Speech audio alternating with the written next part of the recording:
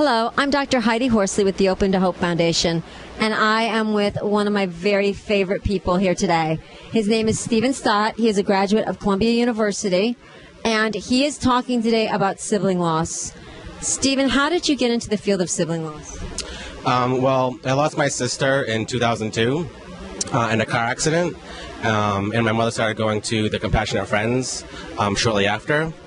But I didn't start going until a couple years later when she had asked me if I felt comfortable with going, and I did. And I think the experience was great, but it was nervous going into something that you don't know where you're going, you don't know the people. Even though they have the same losses you do, it's still kind of scary, but I think it's helpful to be around people who you can just be with and who get you.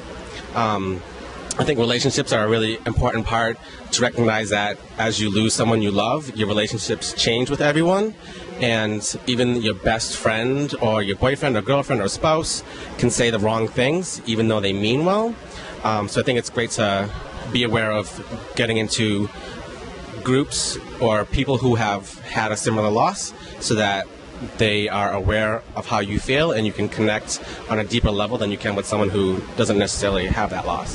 Okay, Stephen, so I know that you're very involved in the Compassionate Friends. So what I want to know, and what so many parents say, is how do we get our kids to go to Compassionate Friends, and how do we get them involved? That's a good question. I think for me, I was more open to going. Like, I wasn't afraid. I was a little bit afraid, but not too much. You know, I felt comfortable with going with my mom. I think sometimes it's either you take them or you don't. You can give them the option. They might say no. They might. You can bring them, and if they don't want to do anything, you can say that's fine. You can just hang out by yourself. That's what I did. I went. I kind of hung out by myself and did a few things, but. I like that. So first you hung out and just went and did your own thing, but then you started meeting people and made friends. Yeah, once I started meeting people and getting to know people and be able to talk about my sister with people who have lost their other siblings, it made me more comfortable with doing more activities and hanging out. And sometimes I didn't go to groups, and I just hung out with friends and we just hung out. So Stephen, how is sibling loss and losing a sibling, and I've lost my brother, how is it different than other kinds of losses?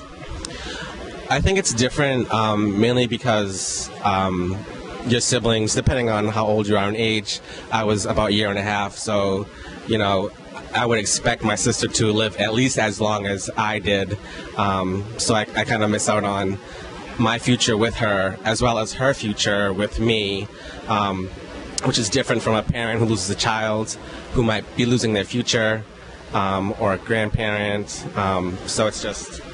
I think this is so true because, you know, the research shows that most siblings will spend 100% of their lifetimes with each other and die around the same time. And like you said, both of us lost our siblings when they were teenagers, and so we will spend probably the majority of our lives without them. And yet, this loss sometimes gets minimized for some reason and unacknowledged when it is such an important, significant thing. What is the one thing you would tell people that have lost brothers and sisters about how they can heal? Is there something that they could do to start that journey? I think some of it starts with helping the parents to understand that their children are going to grieve differently, and even if they're not talking to their parents about how they feel, it doesn't mean that they're not talking about it, but just to be there and to help them when they need it, not when the parents feel that the children need the help. I love that. So parents, I hope you heard what Stephen said, because your kids have their own agenda and their own journey, and just to be there and say, hey, I'm here when you need me. And Stephen, I want to thank you for all that you're doing, and keep doing what you're doing, and I'm excited about working with you at the Compassionate Friends this summer. This is Dr. Heidi Horsley for the Open to Hope Foundation. Thank you.